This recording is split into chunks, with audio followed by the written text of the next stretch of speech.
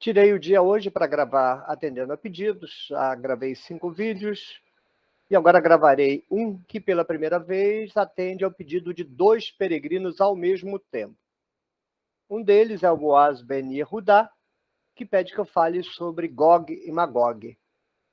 E depois, então, uma outra peregrina, a Cristiane Leal, pede que eu fale de Gog e Magog. Cronologicamente, primeiro a Cristiane pediu, e depois, então, o Boaz me pediu. E aí, quando apareceu o pedido do Boaz, eu disse para ele, uai, rapaz, o que está acontecendo aqui? Está todo mundo pedindo Gog e Magog? Todo mundo, 2 pessoas. Aí ele disse, é por conta da guerra da Rússia, professor. Eu falei, é os crentes. Coitado, é os crentes. É o pessoal das dispensacionalidades, dessas coisas doidas de crente perdido no mundo, das mitologias. Compreendi. Num primeiro momento eu disse, isso não é sério, não vou perder meu tempo com isso não. Mas depois eu pensei, não, pode ter gente que realmente fica angustiada, de modo que vou gastar um tempinho, será um vídeo curto, mas um tempinho para esclarecer alguma coisa sobre, de um lado, de onde saem essas maluquices de ficar projetando no futuro a Bíblia e inventando confusão com qualquer coisa que aconteça. Tem um monte de igreja louca que faz isso, e um monte de crente louco que faz isso. Eu mesmo, na minha época de fundamentalismo, era um crente louco de fazer isso. Era leitor assíduo das revistas do Vim Malgo, Notícias de Israel, Chamada da Meia-Noite, que eram revistas useiras e vezeiras inventar essas maluquices. E eu me recordo que eu acreditava mesmo naquilo. A pessoa que está vidrada naquilo fica hipnotizada. A lógica funciona. O problema é que não se assume que parte de uma mitologia, de um equívoco de leitura do texto, mas funciona no pavor, na psicologia de massa, na ignorância, no misticismo, no sentimentalismo, mas fundamentalmente no medo e na ignorância. Então vamos lá. Primeira coisa que a gente deve deixar claro é que nenhum texto da Bíblia, nenhum, de Gênesis a Apocalipse, nenhum, é previsão nenhuma de coisa nenhuma de futuro nenhum. Toda a igreja que lê esses textos como referência ao futuro está inventando. É invenção, senhor pastor. Alguns dos senhores sabem disso e fazem de propósito, para enganar as ovelhas. A maioria não. A maioria esmagadora dos pastores não tem formação nenhuma, não sabem de coisa nenhuma, vivem de uma espiritualidade sem nenhuma informação, sem nenhum conhecimento, e aí repetem as loucuras que foram enfiadas na cabeça dele, porque a única coisa que ele sabe fazer é repetir a tortura psicológica que ele foi submetido na vida dele. É uma vítima. Então, esses 3 loucados também, que apontam bala de borracha e saem dando tiro em tudo quanto é crente, em tudo quanto é pastor, deveria ter um pouco mais de lucidez e saber que a maioria esmagadora dos pastores no Brasil não tem formação nenhuma. Nunca sentaram a bunda numa cadeira para fazer um curso preste de teologia. E os que fizeram é teologia de fundo de quintal, que era melhor não ter feita. Teologia séria é 1%, se tanto, dos pastores. E aí os que fizeram teologia séria e se prestam a esse papelão, aí a conversa com eles é outra. Não é conversa para eu ter aqui no YouTube para ele não me censurar, porque eu tenho para dizer é censurável. Então tenha isso em mente. Não existe previsão de futuro na Bíblia. Ponto. Segundo, os autores bíblicos só fazem referência ao mundo da cultura deles. Eles não fazem referência ao mundo que eles não conhecem.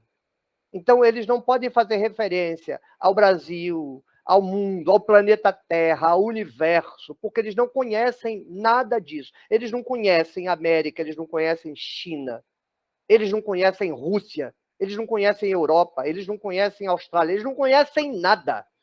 Muito mal eles conhecem o mundo deles. Professor, eles não podem falar do futuro, mas falam do passado. Não, eles inventam o passado. O passado que os escritores escrevem é tudo invenção. Os sujeitos aqui no século V inventando a história de Abraão. Anote, inventando a história de Abraão. Ele está no século V e a história de Abraão é do século XVIII. 1.400 anos de distância. Inventou tudo. Então não há nem previsão na Bíblia, nem história na Bíblia. Esquece. Se você ainda está numa igreja, quando o pastor começar a falar isso, você sai, vai beber água, vai na cantina, vai no banheiro, mas não presta atenção nesta patacoada que está sendo dito em nome do Espírito Santo. Porque para mim é uma blasfêmia ao Espírito Santo, que é muito ridículo. A única coisa que os autores fazem é falar do seu próprio mundo. E falar do seu próprio mundo a partir do conhecimento que eles têm do seu próprio mundo, que é parcial, ideológico, relativo, mitológico. E ainda assim, a partir de informações filtradas, porque a maioria dos autores da Bíblia nunca saíram do seu bairro. Nunca saíram das suas fronteiras. Viveram e morreram em Jerusalém. E são as informações de mercadores, de diplomatas, que eles usam para construir as suas narrativas. Então, eles fazem referência a povos de que eles ouviram falar, mas dos quais eles não têm nenhuma informação fidedigna. É assim, por exemplo, que falaram da Assíria. Que judeu foi a Assíria? Eventualmente, na época do Império Israelita, da nação israelita, Israel chegou a ser um pequeno império local, muito maior do que Judá. Mas não tem nem comparação Israel com Judá. Não duvido da possibilidade de um escriba, um diplomata ter ido à Assíria. Mas quando Jonas vai ser escrito, lá pelo século V, é de ouvir falar, de imaginar, dos comerciantes que contam as histórias, que você vai demorar 3 dias para atravessar. Você acredita que você vai demorar 3 dias para atravessar Nínive a pé, querido? Você está doido? Você está doido, querido? Você não leva 3 dias para atravessar a cidade do Rio de Janeiro, meu amigo. Não, não leva. Eu já fui a pé de Nova Iguaçu a Botafogo. Você não leva 3 dias. Eu já fui de bicicleta de Mesquita a Itaguaí. Durou 1 noite. Não leva 3 dias. Não acredite nessas coisas. Os caras inventavam. Ou então ouviam inventado. O escritor bíblico é um prisioneiro do seu mundo e da sua cultura. Ponto. Se você cair na tolice, porque você é um tolo, como eu fui um tolo, de acreditar nessas conversas fiadas de teologia de fundo de quintal, é porque você gosta de ser enganado. Segunda observação. Profeta bíblico não prevê futuro nenhum. Isso é uma nostradamização da profecia bíblica. O profeta bíblico não é um Nostradamus. O profeta bíblico roga praga. Ele é um mago. Ele olha para a Babilônia e roga praga. Vai morrer, desgraçado. Se vai morrer ou não, magia é crença popular. Não existe magia. Existem as narrativas e a crença popular, mas magia não existe. Então, ele roga uma praga, e se as pessoas acreditam, aí elas reagem a essa crença. É uma chave para você, por exemplo, entender a narrativa de Balaão. Balaão é contratado para poder subir a montanha e amaldiçoar o povo, ali tratado como Israel, porque já é uma narrativa inventada posteriormente. Quando ele vai chegar ao topo da montanha, a mula trava, porque o anjo de Yahvé fica na frente da mula. Veja como isso é folclore, inteiramente folclórico. Você não acha que mula fala? Acredita, querido? Você só vai acreditar que mula fala, você vai acreditar que Jesus aparece em Goiabeira. Hoje você vê Jesus em Goiabeira e ontem a mula falava. É do mesmo tipo, as declarações. Mas dentro da narrativa, por que o narrador faz a mula empacar? Porque o anjo de Yahvé não pode deixar a mula continuar. Porque se Balaão, dentro do espírito da cultura, entenda a criatura, vamos aprender a ler a Bíblia, dentro do espírito da cultura da época, porque não existe magia. Então pode deixar Balaão fazer 800.000 maldições que não tem nenhuma consequência. Mas para quem acredita, não é que tem consequência, é que ela acredita que vai ter consequência. Então, na narrativa, Balaão não pode fazer a maldição. Aí o anjo de Yahvé trava a mula. Por quê?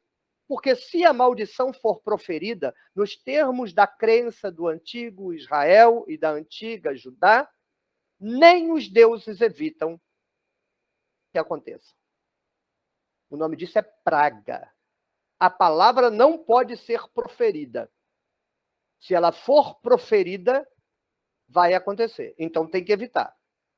Aí, Balaão chega no topo da montanha, depois da conversa com o anjo Javé, e abençoa Israel. Aí ele desce.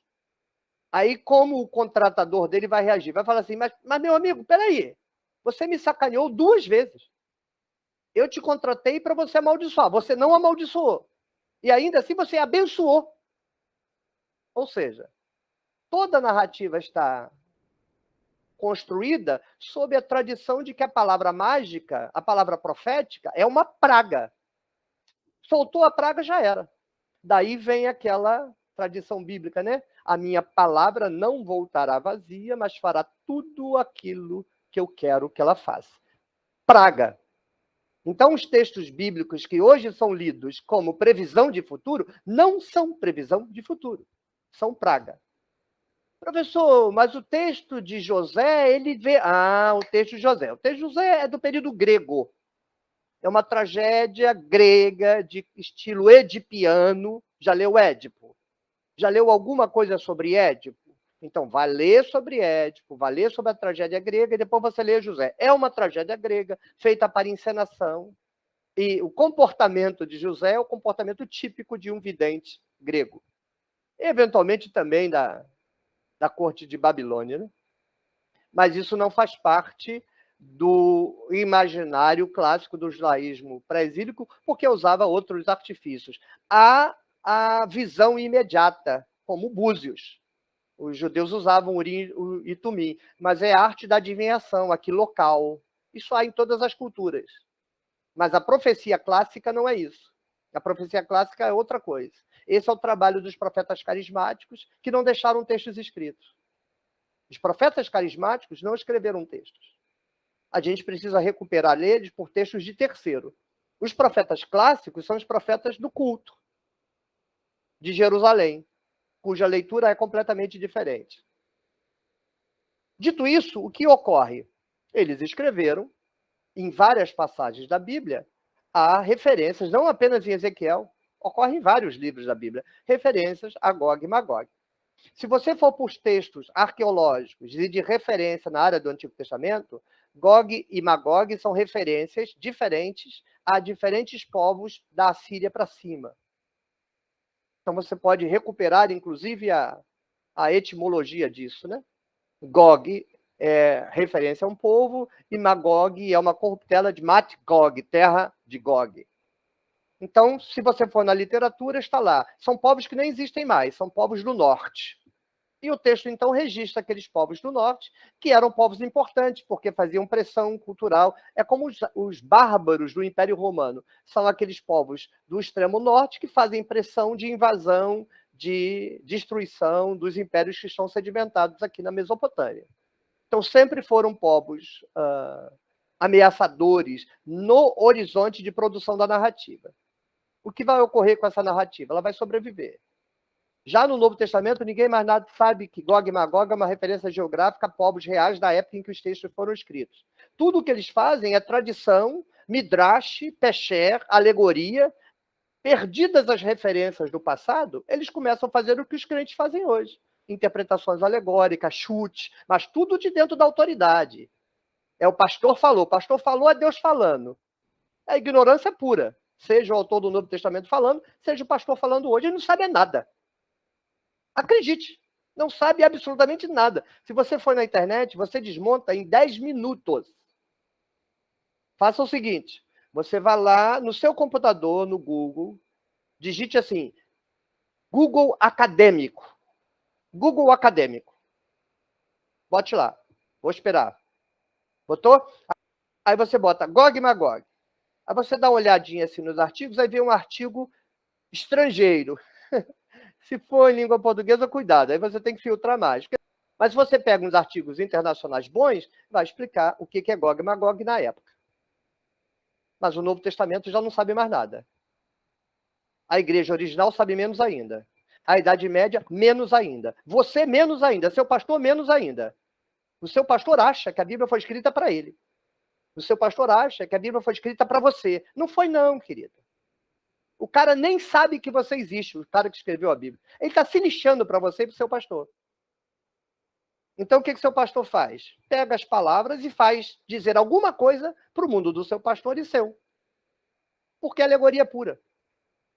Aí vai dizer que Gog e Magog é a Rússia, Gog e Magog é a China, sempre os inimigos do império. Tudo controlado pelo império. Acredita, a sua cabeça é totalmente controlada pelas classes dominantes. Tá bom assim pra caramba pro império. Mas você desmonta em 5 minutos. Esse processo de pegar as palavras que tinham sentido específico quando foram proferidas e aplicar elas para outro sentido, você poderia ler sobre isso um livrinho muito gostosinho, cheio dos seus erros, mas que no geral é muito instrutivo, As Parábolas de Jesus, de Joaquim Jeremias. Joaquim Jeremias parte do pressuposto de que nos evangelhos há memória de palavras que Jesus teria dito. Mas ele argumenta assim, mas tem um problema. As palavras de Jesus que foram guardadas, que de fato foram palavras ditas por Jesus, porque muitas é invenção do Novo Testamento, ele diz isso. Mais de 90% do Novo Testamento é tudo invenção. Não tem memória nenhuma ali. Mesmo que na sala de aula o professor, vamos falar da memória. 10%, se tanto, Joaquim Jeremias, que já era um cara ideologicamente interessado em achar a ipsíssima vox iesu, a palavra verdadeira de Jesus, já advertia, olha só, está perdido no monte dessa zona de coisa inventada aqui. Mas vamos tentar achar o que Jesus disse mesmo. Aí ele aponta lá uma meia dúzia de coisas, aí você fica feliz. Aí diz assim, mas cuidado. As palavras foram guardadas, mas o contexto desapareceu. Uma das coisas que ele diz, a volta do Filho do Homem. Toda a esperança da volta de Jesus, a igreja não está esperando Jesus voltar? Isso é uma ilusão de ótica, uma alucinação, é porque não sabe ler a Bíblia. O que Joaquim Jeremias diz é assim, Jesus disse, se referindo, isso se Jesus disse, hein? Jesus teria dito, se referindo à presença dele naquele momento no meio dos judeus, dizendo, o Filho do Homem virá como ladrão na noite. Ele vai entrar e ninguém nem vai ver. Nem vão se dar conta de que o Filho do Homem esteve aqui. Mas ele estava falando da presença dele. Aí ele morre. Essa palavra sobrevive. 50 anos depois, um tonto vai ficar... O que essa palavra tem a ver comigo? Nada, querido. Não foi dita para você? Você que é um intrometido. Ah, mas essa palavra só pode dizer respeito a mim porque o universo foi feito para mim e Deus está falando é comigo. Não, você é um tonto. Mas é assim que a coisa acontece há 2000 anos. Todo crente é um narcisista que acha que a Bíblia foi escrita para ele. E aí ele faz a Bíblia dizer alguma coisa para ele. E uma coisa mais maluca do que a outra. E cada igreja mais doida do que a outra dizendo a mesma coisa. É um circo, é divertido. Não fosse trágico. Não fosse fábrica de doido e de analfabeto funcional, era divertido. Mas não tem nada de divertido nisso. Aí ele diz assim, o Filho do Homem, então Jesus vai voltar. Pronto. Eles inventaram que Jesus ia voltar. É uma invenção. Mesma invenção do tipo Gog e Magog. Não tem Gog e Magog nenhum. Gog e Magog já morreu lá há 2.500 anos. Era uma tribo daquele lugar lá que é mencionado no texto bíblico que não tem nenhuma relevância. Era um pavor, um medo circunstancial de determinada comunidade. Acabou, morreu, acabou, não existe mais. Chega, esquece. Aí o que a igreja faz hoje? Pega o texto, fica alegorizando, é alegoria pura, pura, feita por ignorante. Porque alguém informado não faz esse papel ridículo de ainda submeter ao ridículo o Espírito Santo, supostamente segunda pessoa da Trindade. É tudo ridículo. Então não se apavore, não tenha medo, não se guie por esses ignorantes. São cegos, cegos guiando cegos, aproveitando isso para tirar mais dinheiro da comunidade, para explorar ainda mais as pessoas, para enganar mais as pessoas, para aumentar o seu poder sobre elas. Só tem um jeito de você se livrar, é você adquirir autonomia. Vá no Google e descubra que Gog e Magog era um grupo que simplesmente desapareceu. Não existe mais. E você vai e pesquisa e descubra que os textos bíblicos não foram escritos para falar para ninguém no futuro. Eram textos escritos para falar para aquela população. Morreu todo mundo, acabou, não serve para mais nada. O texto bíblico não tem utilidade nenhuma na vida das pessoas. Nenhuma. O texto bíblico está morto. A única coisa que a gente pode fazer com seriedade com o texto bíblico é entendê-lo, e mais nada. Não tem utilidade. Não é luz para ninguém. Não é norte para ninguém. Pelo contrário, como foi escrito como manual de maldades, lê-lo sem entendimento é perpetrar as maldades. É só olhar para a história do cristianismo. A leitura da Bíblia por ignorantes é uma tragédia da civilização. E na mão de um bando de manipulador interesseiro, a tragédia se duplica, porque você vê o desespero das pessoas. As pessoas acreditam, são manipuladas. O coração delas acelera. Elas têm taquicardia, elas passam mal, porque elas acreditam. E esse bando de abutre, eu adoro abutre. Por que eu chamo esse bando de carniceiro de abutre? Esse bando de vampiro rouba a vida, a dignidade e a nobreza dessa população que fica à mercê desse suga-sangue, sanguessuga. Então, Gog e Magog, esquece para lá. Isso é mito de igreja tonta. E a gente sabe disso há mais de 200 anos. Acredite. Há mais de 200 anos. Agora a gente tem o Google Books. Pegue os livros, você pode entrar no Google Books e escolher o ano do livro que você quer. Bota lá, século XIX. Tudo isso está resolvido desde o século XIX. Um século que é infinitamente melhor do que o XX. O século XX é um século conservador. Falso, progressista, conservador e hipócrita.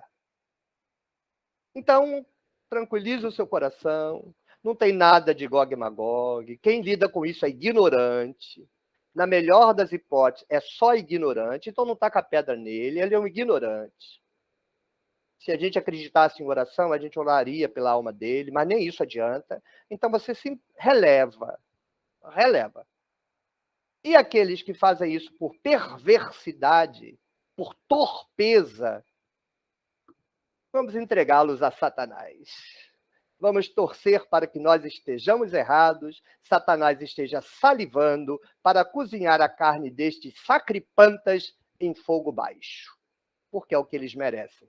Por reduzir a subgente seres que deveriam estar autônomos, maduros, saudáveis e donos do seu próprio nariz. E estão aí amarrados ao pé da abjeta interpretação pervertida desse bando de inqualificável. Gog e Magog. Morreu. Acabou. Não tem mais. É uma boa notícia. Fique tranquilo. Essa guerra da Rússia com os Estados Unidos, porque não é guerra da Rússia com a Ucrânia, é guerra da Rússia com os Estados Unidos e com a OTAN. É guerra de procuração. Você está sendo enganado pela mídia, pela igreja ignorante. Isso tem a ver com interesses econômicos, interesses militares, interesses geopolíticos. É o domínio da população mundial. O imperialismo não quer largar o osso está sendo tirado da mão dele e ele vai reagir de todas as maneiras. E um rato acuado é perigoso. Então, se há algo de que nós devamos nos precaver, não é esta palhaçada histérica, teológica, ridícula de Gog e Magog. É de o imperialismo estar tão acuado e tão acuado que sinta que não tenha nada a perder e leve esta guerra da OTAN contra a Rússia por procuração para o nível de uma terceira guerra mundial. Esse risco nós temos. Vai acontecer? Sei lá. Não sou profeta. Se eu fosse, eu rogava uma praga, que o imperialismo fosse para o quinto dos infernos. Mas eu não acredito em praga de profeta, então nem isso eu posso fazer. Eu só posso esperar que os frutos estejam maduros e que caiam de podre. Gog e Magog, não me faça pegar nojo. Pastorada, vamos criar vergonha. Vamos estudar. Tchau, tchau. E povo, tem medo não, tá? Fique tranquilo. Tá tudo tranquilo. Tchau, tchau.